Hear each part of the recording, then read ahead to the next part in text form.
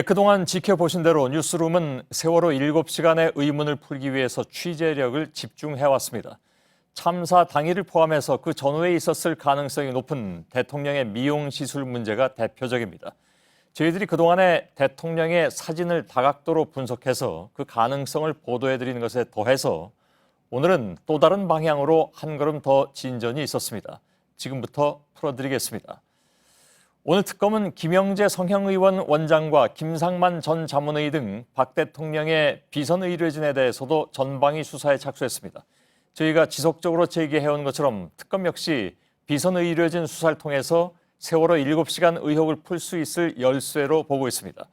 특히 이른바 보안 손님으로 청와대를 마음대로 드나들면서 대통령 피부를 진료한 것으로 드러난 김영재 원장은 의혹의 핵심 인물로 꼽히고 있습니다.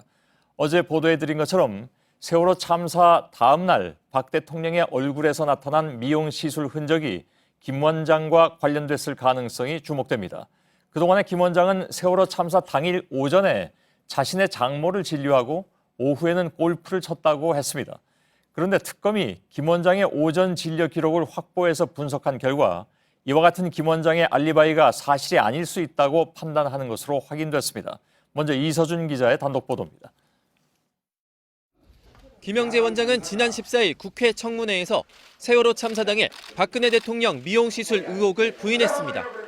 그 오전에 저희 장모님이요. 그다음에 고관절하고 이런 수술을 해가지고 그 오전에 PRP를 맞은 다음에 그다음에 골프장으로 출발해서 갔습니다. 김 원장은 골프장으로 가는 인천공항고속도로의 톨게이트 영수증, 카드 사용 내역, 골프장 출입 확인서도 제출했습니다. 하지만 박영수 특별검사팀이 김 원장 장모의 진료 차트를 전문가에게 맡겨 분석한 결과 필적과 처방 내용 등이 허위로 작성된 흔적들이 포착된 것으로 JTBC 취재 결과 확인됐습니다. 특검은 김 원장이 프로포폴 허위 처방 등을 위해 가족 명의로 가짜 진료 기록을 작성한 것으로 의심하고 있습니다. 이렇게 처방된 프로포폴이 참사 당일 오전 대통령 시술을 위해 사용됐는지 규명하는데 수사력을 집중하겠다는 겁니다. 특검은 김 원장이 골프 시작 시각을 넘겨 도착한 뒤 늦게 합류한 사실도 주목하고 있습니다. 김 원장은 길을 잘못 들었다고 했지만 그 사이 시술 가능성을 배제할 수 없다는 겁니다. 다만 김 원장 측은 참사 당일 오전 9시 30분 전후까지 김 원장이 병원에 있었다고 말한 바 있어 이 부분에 대한 진위 여부도 규명이 필요합니다. 김영재 원장을 정조준한 특검이 세월호 7시간 행적 의혹을 풀 수 있을지 주목됩니다. JTBC 이서준입니다.